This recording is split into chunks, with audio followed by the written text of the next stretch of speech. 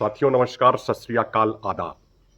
साथियों 1947 से पहले महात्मा गांधी जी ने, जतिंदर दास जी, शहीद आजम भगत सिंह जी ने बड़े बड़े सत्याग्रह किए थे, यानी अनशन किए थे।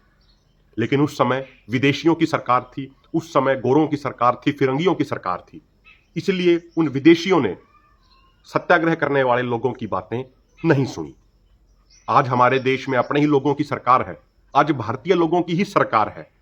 लेकिन आज फिर वैसा ही दौर आ रहा है और हमारे देश की वर्तमान सरकार अपने ही देश में सत्याग्रह यानी अनशन करने वाले लोगों की सुनवाई नहीं कर रही है। सत्याग्रह एक ऐसी चीज है जिसने दुनिया भर में बड़ी बड़ी सरकारों को झुकाया है, लेकिन आज अपने देश में, लोकतांत्रिक देश में, अपने ही लोगों की सरकार यानी अपने ही भारतीयों की सरकार अनशनकारियों की नहीं सुन रही। बहुत ही प्रसिद्ध वैज्ञानिक, एनवायरनमेंट के लिए काम करने वाले और एक देशभक्त नागरिक सोनम वांगचुक जी पिछले 18 दिनों से भूख हड़ताल पे बैठे हैं। और वो कोई पद नहीं मांग रहे, कोई पैसा नहीं मांग रहे, वो सिर्फ इतना कह रहे हैं कि जिस शिक्षा मंत्री के कार्यकाल में बार बार पेपर लीक हो रहे हैं और उन पेपर लीकों से बहुत सारे हजारों लाखों बच्चों का भविष्य संकट में आ रहा है, बहुत सारे बच्चों ने परेशान होकर आत्महत्या जैसे कदम उठा लिए, उस शिक्षा मंत्री को बदला जाए, उस शिक्षा मंत्री को शिक्षा मंत्री के पद से हटाया जाए। सिर्फ इतनी सी मांग है, लेकिन सरकार उसको भी नहीं सुन रही। और मैं तो उससे आगे की भी एक बात कहता हूं कि जो जिस मांग पे वो अनशन कर रहे हैं, उस मांग को मानना या ना मानना, चलो वो फिर भी सरकार का अधिकार है। लेकिन लोकतांत्रिक देश में अगर कोई शांतिपूर्ण तरीके से अनशन कर रहा है तो कम से कम उसकी बात तो सुनी जानी चाहिए।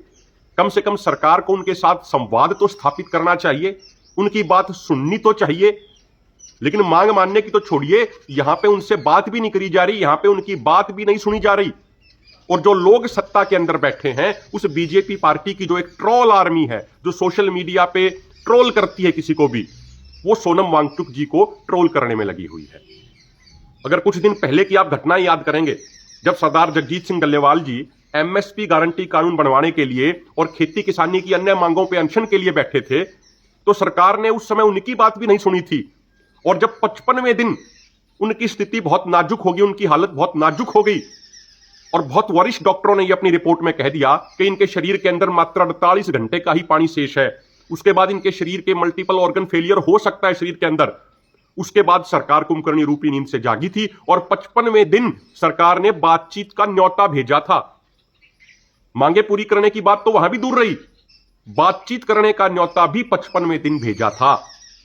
तो क्या आज भारत सरकार, क्या आज केंद्र सरकार फिर से वैसी स्थिति बनाना चाह रही है? 18 दिन कम नहीं होते एक व्यक्ति को भूख हड़ताल पे बैठे हुए। अगर हम 18 घंटे कुछ ना खाएं तो हमारी हालत खराब हो जाएगी। और सोनम वांगचुक जी, जिन्होंने देश के लिए इतने अच्छे अच्छे कार्य किए, आज उनको अनशन पे बैठना पड़ रहा है और उनकी कोई सुनवाई नहीं हो रही। हमारा केंद्र सरकार से यह निवेदन है, सोनम वांगचुक जी जो अनशन पे बैठे हैं, उनका स्वास्थ्य है, उनकी जिंदगी, उनकी तबीयत बड़ी महत्वपूर्ण है। हर भारतीय की जिंदगी बड़ी महत्वपूर्ण है। हम सरकार से कहना चाहते हैं कि आप उन गोरे अंग्रेजों की तरह बर्ताव मत कीजिए।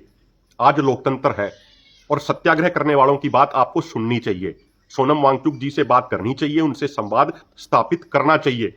और मुझे ध्यान है, जब सरदार जगजीत सिंह डल्लेवाल जी बैठे थे अनशन के ऊपर, उस समय सोनम वांगचुक जी लद्दाख से चल के आए थे और दाता सिंह वाला खनौरी मोर्चे पे आके सरदार जगजीत सिंह डल्लेवाल जी को अपना सहयोग और समर्थन देके गए थे। तो हम सोनम वांगचुक जी तक भी ये संदेश पहुंचाना चाहते हैं कि हम आपके साथ हैं। जो आपका ये मुद्दा है, जिस मुद्दे के ऊपर आप अनशन कर रहे हो, हम इसके साथ हैं। और हम सरकार से भी ये मांग करते हैं कि हर भारतीय की जिंदगी बड़ी महत्वपूर्ण है, सोनम वांगचुक जी की जिंदगी बड़ी महत्वपूर्ण है। सरकार उनके सेहत के साथ इस तरीके से खिलवाड़ ना करे। अगर उनके स्वास्थ्य को कुछ होता है तो उसके बाद जो स्थिति बनेगी, जो परिस्थिति बनेगी, उसकी सारी की सारी जिम्मेदारी फिर केंद्र सरकार की होगी। तो हम अंत में पुनः ये निवेदन करते हैं सरकार से कि आप संवाद स्थापित कीजिए, क्योंकि लोकतंत्र के अंदर बातचीत से ही मुद्दों का हल संभव है। यही लोकतंत्र की सबसे बड़ी पहचान है, यही लोकतंत्र की सबसे बड़ी खूबी है कि हर वर्ग के साथ, हर क्षेत्र के लोगों के साथ सरकार संवाद करे, समाज के साथ लगातार संवाद करे, ताकि मुद्दों का समाधान बातचीत से और शांतिपूर्ण तरीके से हो। तो मैं सोनम वांगचुक जी से और उनके समर्थकों से भी अपील करता हूं कि आप शांतिपूर्ण तरीके से, गांधीवादी तरीके से, सत्याग्रह के तरीके से अपनी आवाज उठाते रहिए। हमें पूर्ण विश्वास है कि आपका यह संघर्ष रंग लाएगा और उन लाखों बच्चों की दुआएं आपके साथ हैं जिन बच्चों का भविष्य इस पेपर लीक की घटनाओं से खराब हो गया है। बहुत बहुत धन्यवाद।